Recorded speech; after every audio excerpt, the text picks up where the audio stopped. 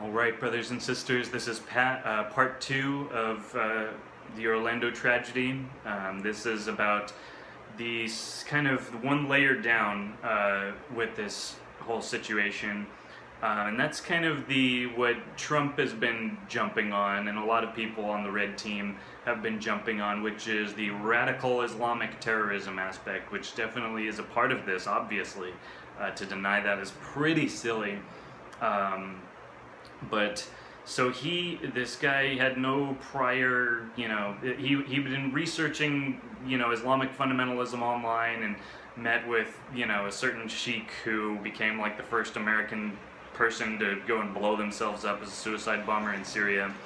And when he committed the act at the Pulse nightclub, he, called 911 on the phone, kind of weird, declared allegiance to ISIS.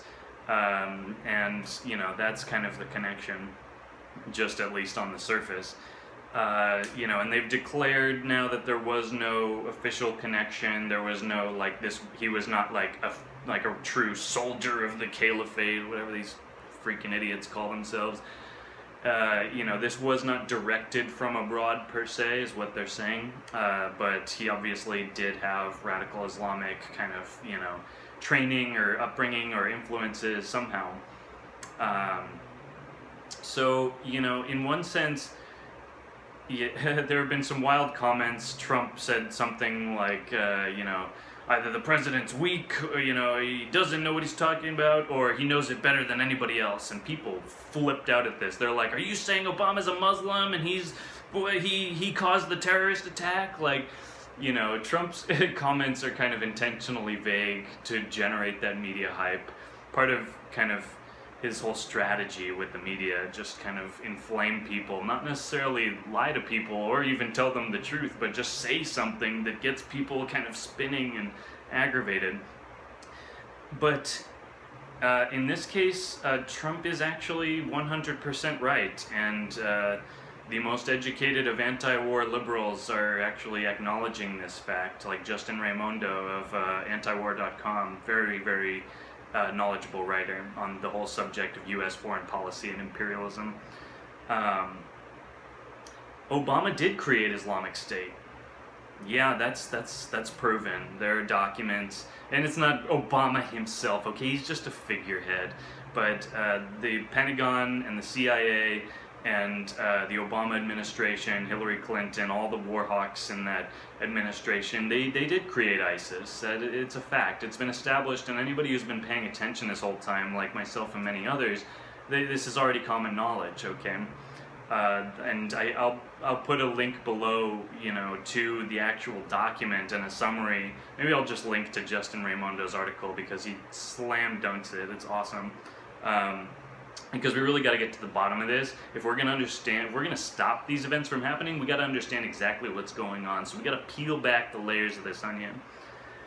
So yes, like decades and decades and decades of U.S. foreign imperialism, going in and just blowing up some shit and thinking, wow, yeah, we're going to bring democracy because we blew up this regime because they're bad. Even on the other hand, the U.S. military apparatus is supporting all kinds of tyrannical dictators, violators of human rights. For the love of God, Saudi Arabia is the original Islamic State, okay? This is a country whose official policy with homosexuality is to execute them. And in their Islamic, fundamentalist justification, they see that as an act of compassion. They think that killing homosexuals is an act of compassion. There's there's a lot going on. Saudi Arabia, countries like Turkey as well, trying to rebuild the new Ottoman Empire. Turkey has been financing ISIS, okay? They've been helping them smuggle the oil. So the Western, intelligence apparatus started ISIS. They armed the rebels in Syria 5 years ago to try and overthrow the president of Syria, Bashar al-Assad. And we'll get into the reasons for that in a moment, but suffice to say that the U.S. armed the rebels to fight Assad. They, furthermore, they took over parts of northern Iraq, and they got all this free weapons that the United States military just left there, I guess. And so they become, heavily armed, and they started stealing the oil and selling it, and so they were well financed and well armed, and all of this was because of either directly or indirectly because of U.S. Intelligence, the CIA, the Pentagon, as well as the, allies in the Middle East, Saudi Arabia and Turkey. And so we created ISIS. Like I had anything to do with this, or you had anything to do with this. The U.S. military-industrial complex started ISIS. They created ISIS by arming them and training them in order to topple the Assad government in Syria. And this is basically because Syria, to break it down a little bit real quick, Syria is an ally of Russia, also an ally of Iran, and they all kind of have mutual security defense agreements so that if one is threatened, the other kind of comes to their aid.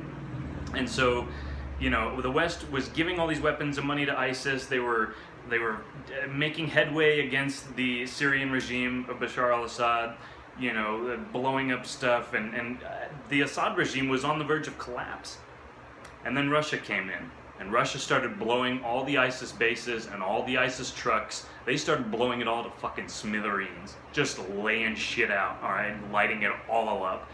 And that the whole media in the West tried to downplay that, but Russia, they even came out and said, you guys in the United States, you're not even bombing ISIS, you're bombing Assad, and you're claiming you're fighting ISIS. It's all this charade. And if you don't understand the basics of the politics going on in this region, then it's all, you're liable to fall for this bullshit line that we're over there fighting ISIS. No, Russia is over there fighting ISIS. We're over there giving weapons and money to ISIS. And that's a fact. Look this shit up, guys. I'll put a link for you, but it's up to you to find out the truth for yourself so that you can resist this empire that's trying to kill and take the freedom of everyone on this planet. Okay? That might sound hyperbolic, but if you look at the history of this empire, the American empire, and all of the regimes that this banking cabal has financed, you'll find that they have no respect for human life, no matter what the religion, no matter what the class, no matter what the location, okay? All they care about is control. And these are psychopaths, they are sociopaths, all right? The small business owner, capitalist, people try and blame, capitalism for this. It makes no sense. This is a group of psychopaths who have had power handed down to them, through their aristocratic families for hundreds of years, and now they're all inbred and crazy, and they're just lighting the world on fire to try and keep some semblance of their power.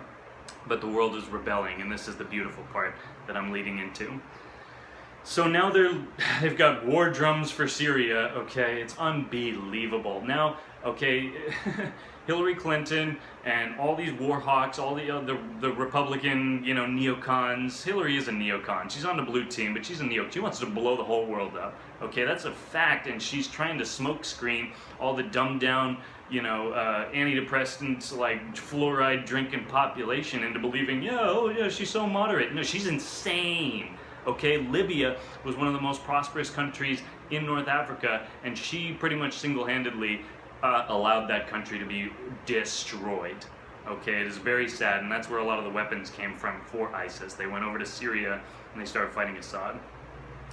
So, a war in Syria makes no sense. They're trying to drum up support for a war in Syria again, even though last time all the millions of American people called them up and said, "No more war, asshole! We don't want it! Shut it down! If you go to war, you're done," okay? The people are not having it. We've had enough, all right? Iraq, Afghanistan, Libya, it's insane, and it's blowback, okay? There are consequences of going all over the world and blowing the shit out of people, okay? If somebody dropped a bomb on my family, I would spend the next 30, 40 years, I don't care, I'd spend my whole life plotting revenge against the fuckers who killed them. I would never, ever let it go, okay? I would hold that as a black core of hate in my soul until I did something, even if it meant, I'm not the Islamic type, this is not really my mentality, but I'm saying that revenge is a uniquely